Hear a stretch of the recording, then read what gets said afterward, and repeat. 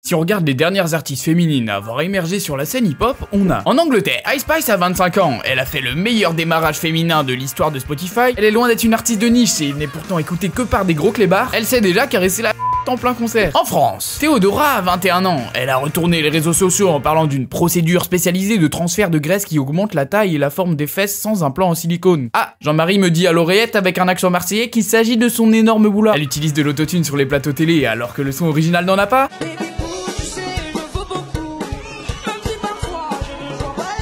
C'est désormais elle qui apparaît en première quand on tape Théodore sur les plateformes de streaming. Hein? Non. Quoi? Impossible. Et chez les Amerlocs, entre Doechi, Doja Cat, un peu moins récemment Nicki Minaj, Cardi B, niveau du sale, on n'est pas sorti de l'Auvergne. Hop là, Vannes, la région la plus sale de France. C'est coché. Mais donc après ce constat, j'ai pas pu m'empêcher de me poser quelques questions. Quelle image de la femme renvoie le rap actuel? Et du coup, est-ce que c'est d'industrie et encore sexiste? Est-ce que c'est juste mon ressenti ou un phénomène réel? Et si oui, comment on en est arrivé là? Est-ce que c'est vraiment néfaste? Est-ce qu'on cacherait pas derrière le féminisme un marketing basé sur la misère sexuelle et l'esprit perverti de certains pour faire toujours plus de thunes? Mais aussi, est-ce que c'est possible aujourd'hui pour une rappeuse de percer sans donner son... C'est mieux de s'hydrater parce que là ça va être du sale.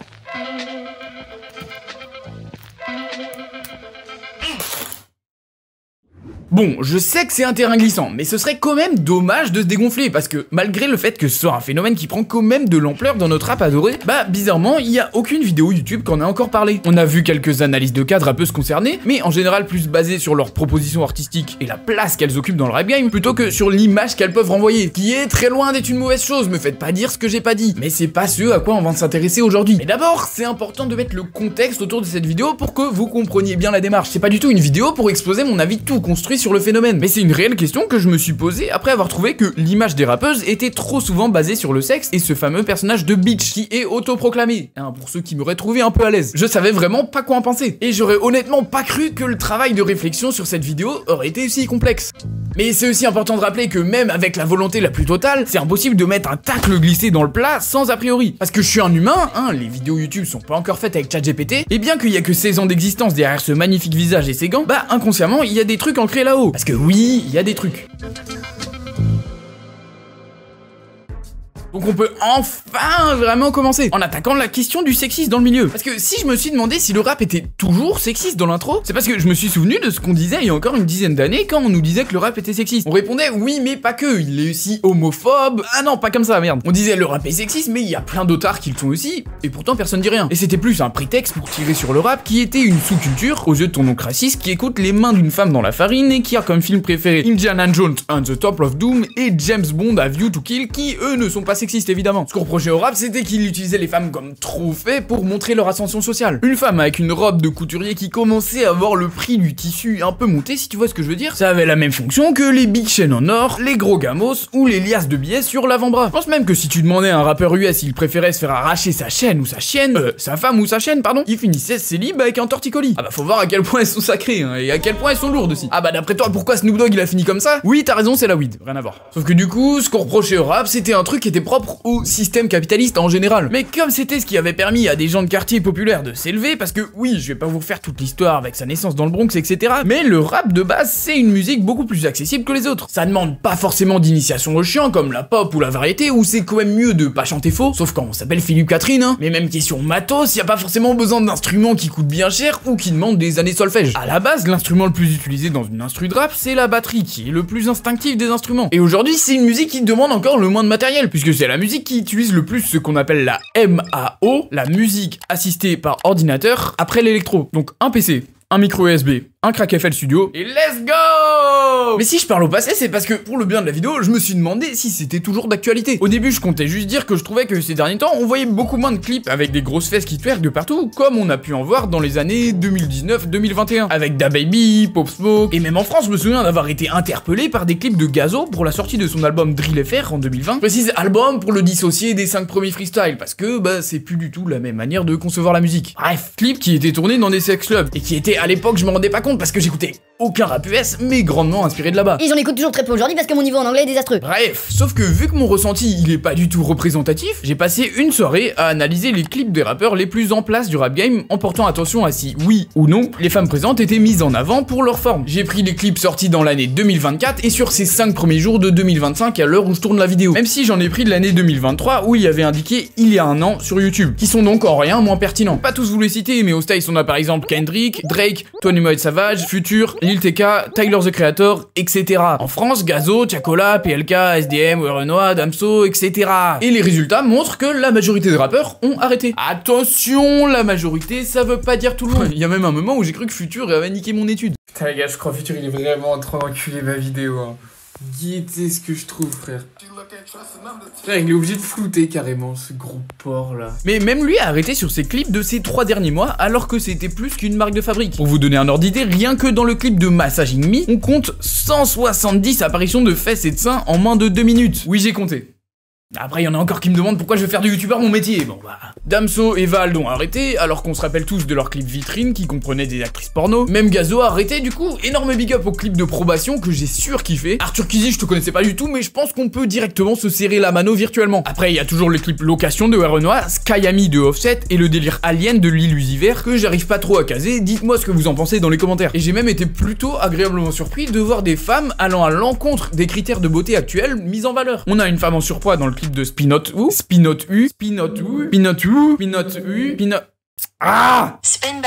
de Drake et 21 Savage, et une femme super musclée dans Drugs You Shouldn't de Travis Scott. Et pour le sexisme dans les paroles, je trouve pas que ça ait vraiment évolué, hein. Je la bousille des besoins, je la bousille des besoins, elle trempe, elle a tout dans la, elle a tout dans la chatte. À la télé maintenant elle me dit hello, je vais devoir aller la baiser au télo, je vais devoir baiser sans connaître son prénom, je vais devoir aller là.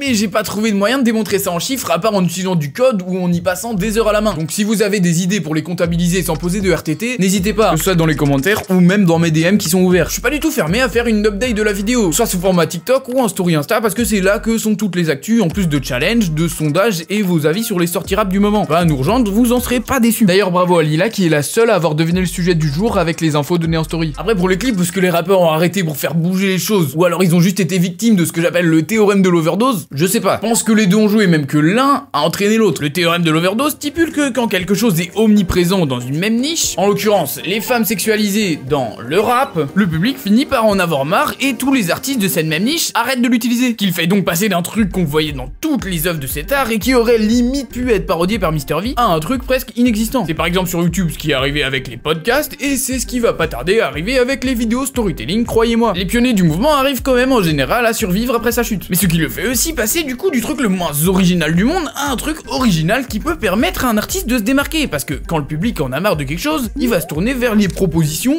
originales. C'est le principe même des modes et c'est comme ça qu'on se retrouve à aller chercher des pulls et des penses des années 80 chez ses grands-parents.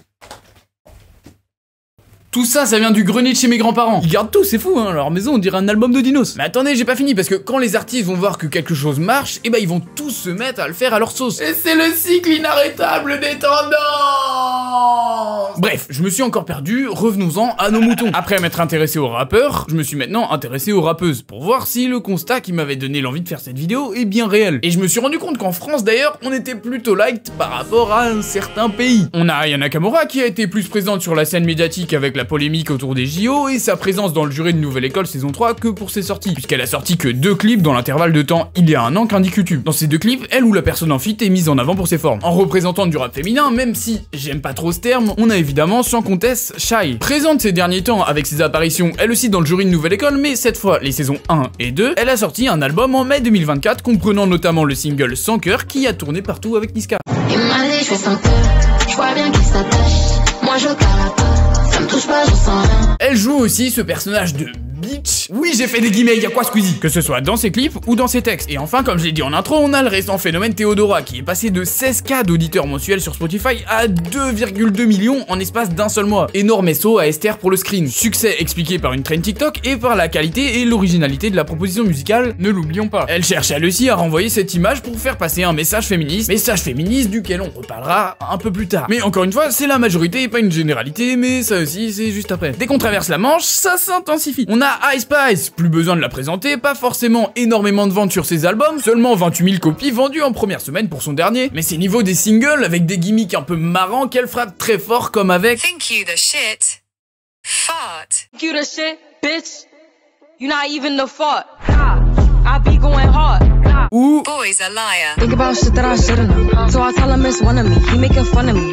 His girl is a bum to me. Et niveau image, elle est sexualisée sur toutes ses apparitions. C'est même pas compté dans combien de clips, c'est compté combien de fois dans le clip elle est pas en train de twerker. Une cover d'album, oh bah, qui volage. Un clip, 2 clips, 10 clips, oh bah, qui volage. Oh tiens, si on faisait appel à un artiste pour une cover. Ah ouais, je verrais bien un dessin d'elle étant petite devant sa maison d'enfance pour créer un storytelling autour du personnage. Non. Oh my god, bro. Oh, hell no, man. What the fuck, man?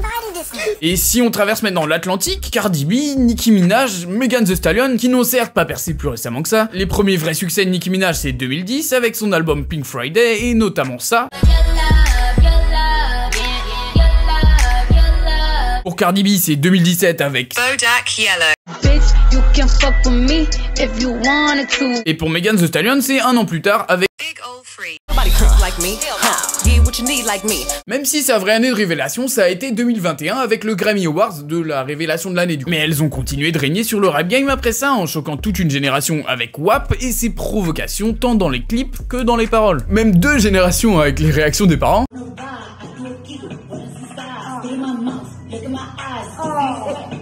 Il y a aussi le cas Doja Cat qui est considérée comme une rappeuse bien qu'elle flirte énormément avec la pop.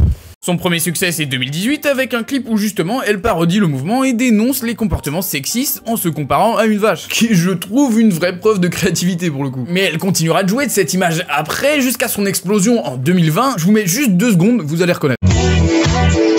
Boum, la monétisation. Mais elle est prête à se détacher plus ou moins des critères de beauté féminin, maintenant la visibilité atteinte, ce qu'elle s'est fait sa meilleure buzz cut en 2022, rasant même ses sourcils. Enfin on a... Attends, pourquoi il veut pas le dire frère? Doechii. Mais dis-le. On a Doechii du coup, désolé pour l'accent, qui propose vraiment des choses intéressantes, que ce soit son utilisation du boom bap dans Swap Session ou son Tiny Desk concert avec l'orchestre derrière. Tell a bitch who fly. Step up in this bitch, I look too fly. Nigga get top on the phone. Tell him it's all rap. Nigga say it's real and it's rap. Maintenant, osez me dire que les prods inspirés du jazz avec les cuivres comme ça derrière, c'est pas la meilleure chose au monde. Ah, pour une fois, l'ouverture facile n'est pas ouverte au débat. Mais bah, dans son image... Et même cette année, l'artiste féminine la plus influente sur la scène musicale US, c'est Charli XCX, qui a tout emporté avec son délire Brat. Et ça vient encore confirmer la présence du mouvement. Donc même avec tout le talent, l'originalité qui en découle, c'est véridique les amis, les rappeuses les plus mainstream se sexualisent pour pouvoir percer. Mais alors maintenant qu'on vient de voir l'omniprésence du mouvement dans le rap actuel, on peut se poser une question, comment on en est arrivé là? Et pour mieux comprendre ça... Ah, je crois qu'il y a un petit problème en régie. Bon, back to the passé quoi. Et par passé, j'entends la fin des années 90, début des années 80. À cette époque, dans la musique, la très grande majorité des rappeuses, c'est-à-dire une minorité déjà, ne parlait pas de sexe. Alors qu'un des plus grands thèmes dans la chanson française des années 80, c'est quand même les relations amoureuses. Mais quand c'était une femme qui en parlait, on aurait dit un Disney. Si tu voulais parler de cul, déjà, fallait être très très forte en figure de style parce que c'était tout sauf explicite. Et fallait avoir un level d'audace quand même assez élevé parce que déjà que maintenant les rappeuses subissent souvent des injures sexistes pour ça, alors dans les années 90 où c'était encore une société ouvertement sexiste, je vous fais pas un dessin. Ou alors fallait s'appeler Madonna. Bon voilà, il y a des exceptions dans la vie, toi t'en es pas une, elle ça en est une. Alors que de l'autre côté, chez les hommes, pas de problème, là les métaphores c'était juste pour le dire d'une manière encore plus sale. Sauf que des femmes avec un level d'audace élevé, il va y en avoir. Elles vont venir assumer leur sexualité explicitement, avec donc pour objectif de remettre la femme au même rang que les hommes, en parlant comme eux de toutes leurs conquêtes, leurs désirs, et le fait que lui veut, mais moi je le calcule à peine, et voilà, elles aussi elles ont le droit de parler de leur vie sexuelle. En pionnière, on a par exemple Lil Kim, avec son morceau Queen Beach. Les nombreux clips de Missy Elliott ou alors les paroles pour le moins provocatrices de Foxy Brown sur Big Mama. Et déjà à l'époque ça divisait, ça choquait, mais ça marchait hein. Les années 90 c'est la période de la majorité des plus grands succès commerciaux du rap féminin. Un peu plus tard en 2002 il y avait aussi eu l'initiative de la rappeuse Kia. Rien à voir avec la marque de voiture, elle avait appelé aux femmes à mieux connaître leur corps en allant vraiment dans les détails, en parlant de point G avec un refrain. Voilà, niveau explicité, bon le boulot a été fait. Toutes les filles montrez votre chatte comme ça, bouge ton corps, n'arrête pas, suis le rythme. Juste fais-le, fais-le, fais-le, fais-le maintenant, lèche-la bien, suce cette chatte juste comme tu le dois. Donc de base, c'est un mouvement purement féministe qui a pour but de mettre les femmes au même rang que les hommes dans les thèmes abordés. Sauf que le succès que ça a engendré, ça a poussé de plus en plus de femmes à justement se sexualiser dans leur image, jusqu'à arriver au constat qu'on a fait dans le rap actuel. Mais ce succès, il s'explique autant par les auditrices qui se reconnaissaient dans le message féministe qui était véhiculé, que par les auditeurs qui appréciaient que leur chanteuse préférée, qui n'était pas leur chanteuse préférée avant, se sexualise. Parce qu'il faut comprendre un truc, c'est que le sexe, dans le cerveau humain, ça fait boum. À la base, la nature humaine, elle est programmée pour survivre et se reproduire, pour perpétuer l'espèce, etc. Donc il faut comprendre qu'on est directement attiré par les contenus qui touchent de près ou de loin au sexe. Et ce, même de manière inconsciente. C'est pour ça que la recette d'un bon film action, c'est des explosions et des guns de partout, ce qui touche à la survie. Et aussi, on se demande inconsciemment comment ils ont fait pour rendre ça aussi réaliste. Et des bonnes meufs et des beaux gosses musclés sur lesquels tout le monde fantasme. Et voilà, là on a le prime de la stimulation pour le cerveau. Et c'est pour ça qu'il y a autant de scènes de sexe dans les films en général, alors qu'ils pourraient juste couper la cam et nous faire comprendre qu'ils ont ken. C'est entre guillemets la facilité de jouer sur le biais d'un cerveau humain pour rendre la proposition plus attractive. Et c'est aussi pour ça que l'image de bitch a pu se transformer en sexisme au cours du temps, car c'est devenu une stratégie marketing. Et je vous apprends rien si je vous dis que dans cette industrie, c'est pas toujours les artistes qui dirigent leur marketing. Si un label a le choix entre deux rappeuses talentueuses, une qui utilise le glitch et l'autre qui l'utilise pas, il va choisir celle qui va lui rapporter le plus d'argent, autrement dit celle qui joue sur ce biais du cerveau humain. Et c'est ce qui peut entraîner des jeunes rappeuses encore naïves à se sexualiser pour espérer plaire aux maisons de disques et pouvoir percer. Attention, c'est pas parce que tu utilises pas de glitch que tu peux pas finir le jeu. On a l'exemple parfait avec Diams. Oui, je sais, tout le monde s'attendait à ce que j'en parle, et bah là voilà. Sauf que Diams, de ce que j'ai pu entendre et des renseignements qui m'ont parvenu, parce que oui, moi j'écoutais pas du rap au prime de Diams, fin de carrière 2009, j'avais un an. Maintenant, le disclaimer fait pour pas me retrouver avec des darons fans de Rof qui m'embrouillent parce que je parle trop de Booba dans une vidéo sur les classiques. Bisous sur vos crânes chauves, on vous aime. Diams, elle a vraiment une excellente gestion de carrière dans son image, en plus d'avoir un talent fou. Qu'on aime ou pas, faut admettre qu'elle est boostée. Que ce soit en racontant son parcours de galère, en jouant le rôle de bonne copine ou de grande sœur, ou en faisant danser, c'est toujours maîtrisé. Et même si la mode ça a toujours été de lui tirer dessus parce que c'est marrant, bah elle a quand même régné sur le rap français à une période où on entendait que Booba, Rof et La Fouine. Mais ça, c'est plus l'exception que la règle. Oui, c'est une écart, je sais. Et si on regarde les autres rappeuses en question, en général, ça reste plutôt des choses nichées. En France, il y en a aucune qui atteint le palier symbolique du million de streams mensuels que les cheateuses ont, elles, dépassé. Que ce soit par exemple Chilla ou Meryl qui fait d'ailleurs des choses super intéressantes, j'ai vraiment eu un coup de cœur en allant écouter. C'est un nom que j'avais déjà entendu parce que c'est souvent un qui revient quand on parle de visage féminin dans le rap français, mais étant donné que je m'y étais jamais vraiment intéressé, je m'attendais à tout sauf à ça. Y'a la popo, la Lily, la police. Y'a qui man, mauvais femme, con, Gabriel, la soliste. Je trouve que quand les artistes utilisent les sonorités de leur origine, ça rajoute vraiment masse authenticité à la musique, en plus de rendre les sons qui bougent moins commercial d'apparence. Ou au contraire, permettre au son d'avoir une dimension commerciale quand c'est des sons qui bougent bien là, moi chata ou dancehall là. Bref, fallait y jeter une oreille au moins les 3 minutes de Dembo Martinica, parce qu'on dit pas qu'on n'aime pas tant qu'on n'a pas goûté. Je suis ici tombé sur une exception dans le rap allemand cette fois, double exception puisque Kitty Cat a 46 ans et a le physique d'un frigo Bosch, ou de Bosch, en plus d'être une... Mais les femmes qui rappent c'est quand même cool parce qu'on en a pas encore parlé, mais il y a pas que le gros cul et les gros seins qui différencient les hommes et les femmes, il y a aussi la voix. Et je trouve ça vraiment bien que les femmes se soient mises à rapper parce que je trouve que ça apporte vraiment de la diversité par rapport aux voix masculines qui ont été déjà mixées, autotunées de toutes les manières. Je surkiffe par exemple ce qui est en train d'apporter Adèle Castillon, même si c'est de la variété, quand elle vient rentrer dans l'univers des rappeurs en feat. On sent vraiment que c'est une passionnée. Ou même Théodora qui apporte vraiment quelque chose de nouveau musicalement parlant, avec des trucs super audacieux qui sont certes pas toujours super bien réussis, mais je pourrais jamais tailler la prise de risque et l'authenticité dans une industrie qui s'uniformise sur la scène mainstream. Et je pense pas du tout que les femmes devraient faire du rap ouvertement féministe en revendiquant l'égalité. On n'est pas en manifestation gênante ou sur la chaîne de Juju Fitcat. Je pense que de vouloir ça, ce serait autant sexiste que la phrase « J'aime bien les noirs » et raciste. Mais peut-être aussi qu'une femme a envie de raconter qu'elle vend de la drogue à Mexico et qu'elle cache des armes sous son lit. La sexualisation, je pense déjà que c'est pas forcément une mauvaise chose quand il y a une proposition artistique derrière vraiment intéressante qui vient accrocher l'auditeur. Même si du coup, à vouloir sortir du lot et choquer, bah du coup dans l'image c'est un peu toutes des clones. Mais quand ça prend plus de place que la musique, c'est un problème. Comme Ice Spice qui va devoir beaucoup travailler là-dessus si elle veut espérer durer et garder son énorme trône. Et encore, j'ai pas parlé de certaines rappeuses américaines qui pour le coup, elles, font de la musique vraiment juste pour l'image que ça renvoie. Je pense par exemple à Ruby Rose qui a fait sa première apparition dans le monde du hip-hop en tant que Fixen dans l'équipe de Migos, avant d'apparaître dans le fameux clip de WAP. Et le rap, c'est tellement une manière de faire parler d'elle en plus de son activité de mannequin et de mannequin OnlyFans qu'elle a arrêté d'en produire pour assister seulement à quelques petits festivals 2 fois par an. Même cas pour Coi Leray qui tape quand même des 113 millions de vues sur YouTube, qui est plus connue pour ses apparitions où elle est habillée à sa manière et où elle fait les danses qu'elle maîtrise le mieux que pour sa musique. Et même cas pour Bad Baby qui vient elle taper plusieurs fois dans les 200 millions de vues. Mais moi pour ces rappeuses, je me pose une question. Si tous ceux qui t'apportent de l'intention le font uniquement pour ton physique, bah qu'est-ce que tu vas faire? Comment tu vas gagner ton argent quand tu vas vieillir? Parce que la beauté d'un physique, c'est pas éternel, et si ce que tu proposes derrière, c'est pas suffisant pour générer un max d'entertainment et d'argent, bah t'es dans la merde. C'est ce qu'on a vu récemment avec encore et toujours cette bonne vieille Ice Spice qui a énormément maigri en très peu de temps, et ça a pas vraiment plu à certains. Mais bien qu'à mon goût, elle est pas du tout glow down avec cette transformation, le fait de se rendre compte à quel point les gens sont là que pour ton physique, ça va peut-être la faire se remettre en question. C'est peut-être quelque chose qui va finalement sauver sa carrière si elle se met à beaucoup travailler sur sa proposition musicale.